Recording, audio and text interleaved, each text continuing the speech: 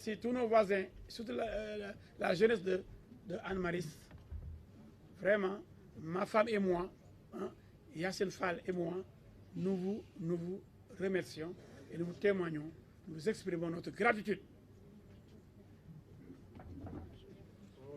Maintenant, il y a un deuxième point. Il y a une vidéo qui circule.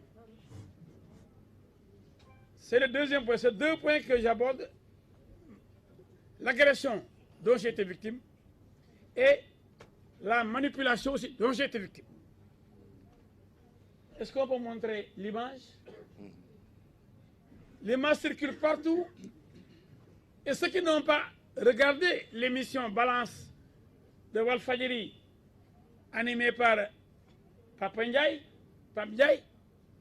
peuvent être abusés et trompés.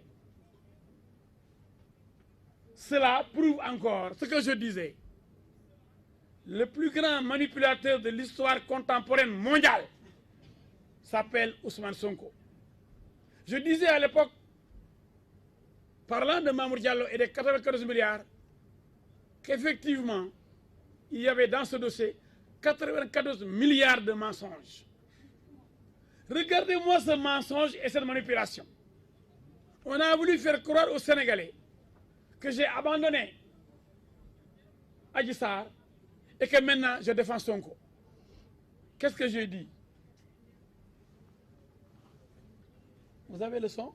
Voilà la manipulation.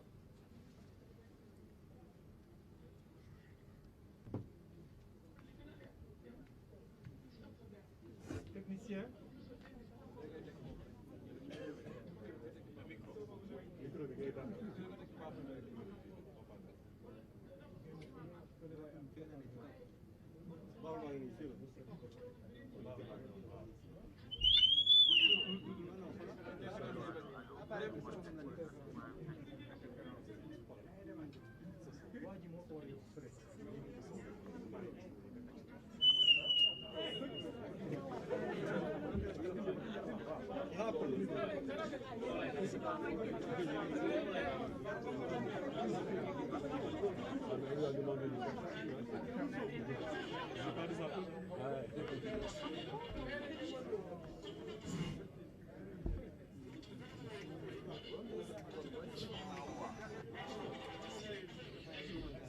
Oh ouais. Cette vidéo bi après dañ ko am. Gaa yi duñ ko teel a génne. Man naa ko am.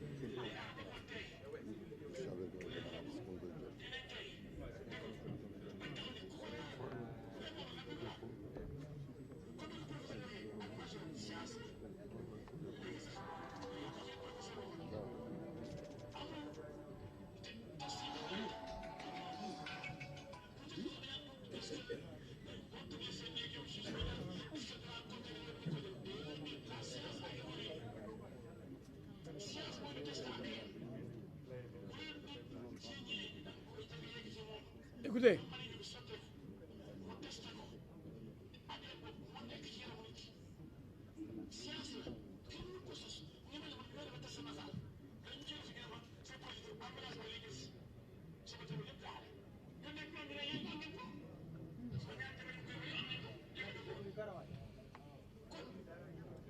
c'est clair. Alors, on écoute.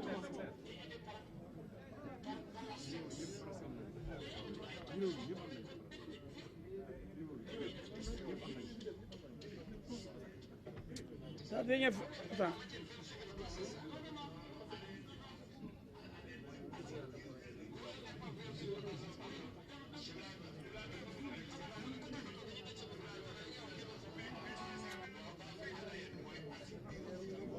Voilà, c'est à ce niveau-là.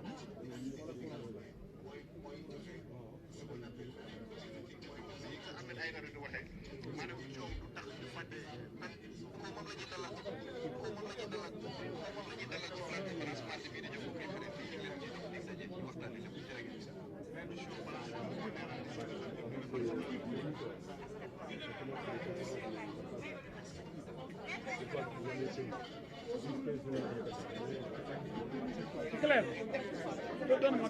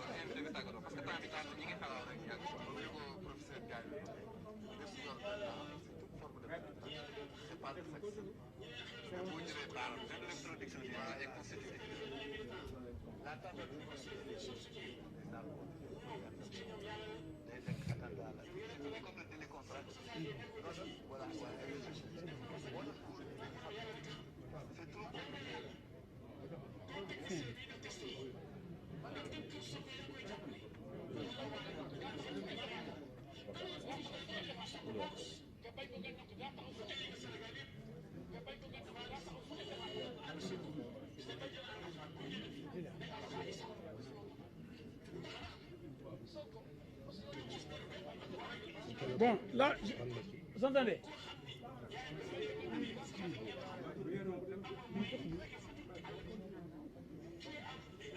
Bon, je vais mettre juste ça, plus près ici.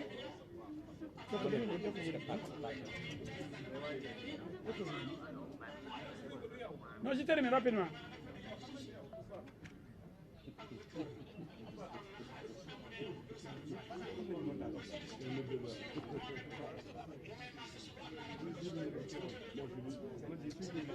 Bon, le parleur est en bas. Hein. Non, ci téléphone bi. ci suuf la faral di nekk fii ci suuf.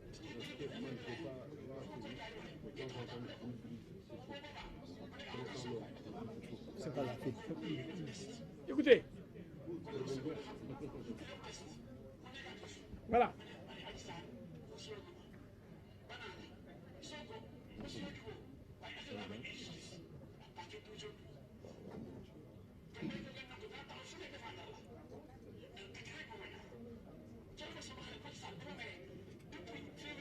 Recule ça un peu du dégg parce que ñu bëri dégguñu. Donc allô. Donc vous avez reconnu avec moi parce que celui qui n'a pas suivi l'émission peut tenter de croire que j'ai abandonné Adji Sarr. C'est le dessein, le but visé par ces manipulateurs de l'orchestre dirigé par le chef d'orchestre Ousmane Sonko. Un orchestre de menteurs et de manipulateurs. Et moi, je parie ma vie pour le Sénégal en jurant de me dresser devant Ousmane Sonko pour qu'il ne prenne pas les rênes de ce pays. Quelqu'un qui n'a pas encore le pouvoir, qui se permet de menacer les gens qui osent le critiquer. Si vous ne dites pas que Sonko est beau, Sonko est gentil, Sonko est le meilleur, vous êtes insulté copieusement dans les réseaux sociaux. Et vous êtes menacé de mort, comme je l'ai été, pour avoir seulement fait mon travail d'avocat. D'ailleurs, l'ordre des avocats a sorti un communiqué pour dire jamais plus cela. Un avocat, dans l'exercice de ses fonctions, a été attaqué, sa maison attaquée, incendiée, parce qu'il a osé défendre Adji Sarr, qu'on a présenté comme une prostituée, comme une femme légère, ayant même un enfant, étant en grossesse. Tout ça est faux.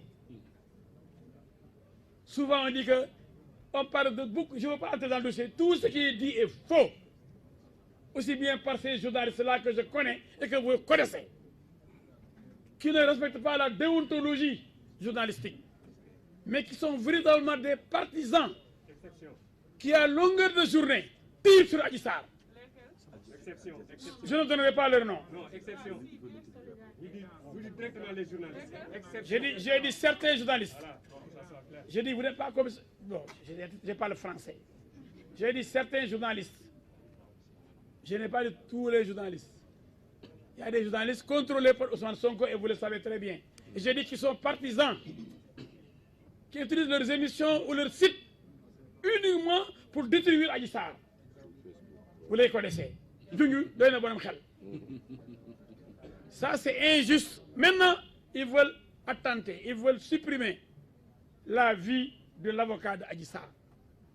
Alors, vous avez vu cette manipulation grotesque provenant d'un homme qui veut diriger ce pays, provenant de l'équipe, le staff de manipulation de monsieur le grand manipulateur Ousmane Sonko. Quelle malhonnêteté, quel mensonge, quelle mauvaise foi. Alors que j'ai dit, mais Sonko, pourquoi ne devrait-il pas accepter le test ADN, mais qui est radical, qu'on ne peut pas manipuler, comme lui il manipule les gens. Le test, on ne peut pas le manipuler. Le test ADN, c'est scientifique, et le major Kandji l'a dit. J'ai dit, mais Loumiragal, il n'a qu'à y aller. Si c'est négatif, c'est moi-même El Hadji Diouf qui défendrai Sonko. Parce que je n'aime pas l'injustice. Il ne peut pas défendre quelqu'un qui charge un Sénégalais à tort. Que je ne suis pas d'accord avec lui, mais qu'il le veuille ou pas, je le défendrai. Si le test est négatif, c'est Adji Sarr raconte des histoires. Après l'avoir invité à aller faire le test. Après sa sortie du bureau du juge, au moment où des gens capitulent pensant qu'il est déjà président alors qu'il n'est rien du tout, certains esprits lugubres, non avertis, pensent que Sonko est déjà président alors qu'il n'est même pas chef de quartier. Commence à ramper. Une partie de l'opposition fait acte d'allégeance.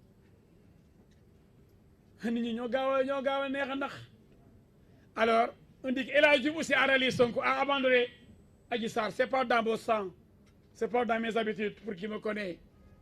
J'ai choisi le chemin le plus difficile. Vous le savez, allié de Macky Sall. J'ai toujours été dur avec mon ami, parce que qui aime bien, châtie bien. On me tue, mais on ne me déshonore pas. C'est la devise de notre vaillante armée. Et vous me permettrez de rendre un hommage appuyé à cette armée, à cette gendarmerie, à cette police, à l'ensemble des forces de sécurité qui veillent sur nous quand on dort, quand nous dormons, quand nous travaillons. Ces gens-là veillent sur notre sécurité. Aujourd'hui, ces personnels de gendarmerie, de police sont agressés, jusqu'y compris dans leur brigade, tel Vélingara, Diaobé, même Tambacounda, Dakar. Quand Ousmane Sonko est sorti du bureau du juge, les gosses sont allés attaquer la gendarmerie de Colobane. Alors qu'on pensait que tout était terminé. Quand on s'attaque à des gendarmes, à des policiers, avec des pierres, si vous recevez un coup de fusil, si vous mourrez, qui est responsable? Parce que quand même, les gendarmes vont se laisser désarmer.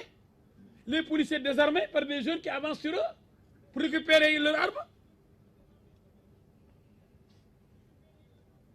J'ai une pensée pieuse pour ces morts. C'est pourquoi j'ai fait observer cette minute de silence. Personne ne souhaite la mort. Nous ne connaissons pas la mort. Nous sommes un pays de Teranga. Les lions de la Teranga. Un pays de paix. Le pays de Senghor.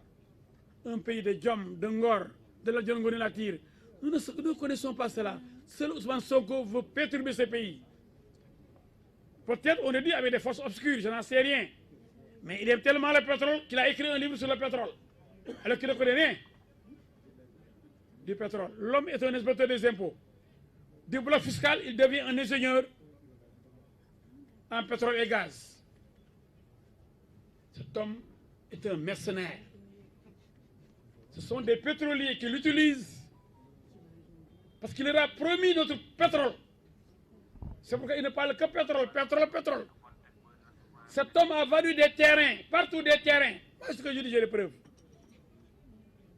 Sonko,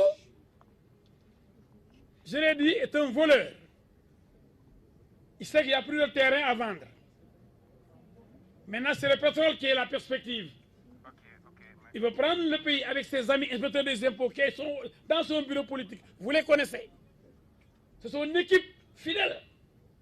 Ils ont mûri le plan diabolique de prendre le pouvoir et de vendre notre pétrole et de s'enrichir. C'est des gens qui sont mus par l'argent. levée de fonds internationale, campagne de fonds, tout ça, l'argent. C'est l'argent, les terrains et demain, le pétrole. Donc,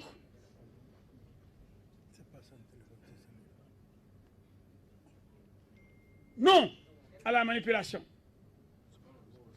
Les forces de l'ordre ont fait preuve de retenue. Et il se permet de dire qu'il va amener Macky Sall à la CPI. Je ne suis pas là pour défendre Macky Sall, il a ses défenseurs. Mais la CPI, ce sont ceux-là qui ont demandé un mortel combat. Les mots mortel combat, Rayante. Mais c'est Macky Sall qui a sorti les enfants et des bandits pour aller saccager au champ, pour détruire des stations d'essence, pour attaquer la maison de El Hadji Diouf. C'est Macky Sall qui doit aller à la CPI. C'est bien Ousmane Sonko, c'est le voleur qui crie au voleur.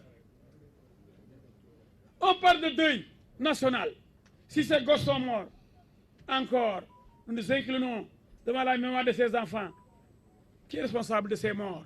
C'est Ousmane Sonko. Qui a demandé aux gens de se mobiliser? Continuez à vous mobiliser. Créez un rapport de force. Macky Sall ne connaît que le rapport de force, c'est ça qu'il a dit, non? Il n'y a pas de rapport de paix. Force. Force. Il ne parle pas de loi. Il dit que...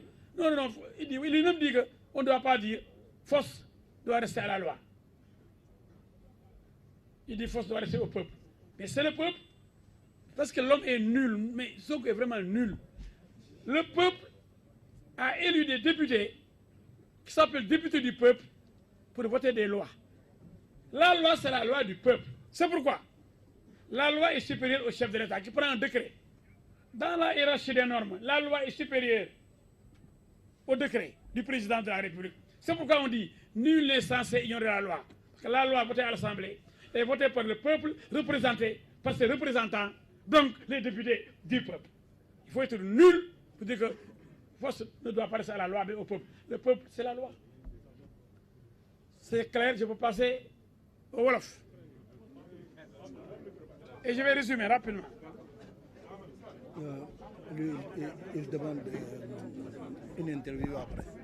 Après, pas maintenant. Ouais. Pas aujourd'hui, ni maintenant. Le Wolof, s'il vous plaît, rapidement. Je dis pas aujourd'hui, ni maintenant. Je vais résumer en Wolof. Hein? Je dis pas aujourd'hui, ni maintenant.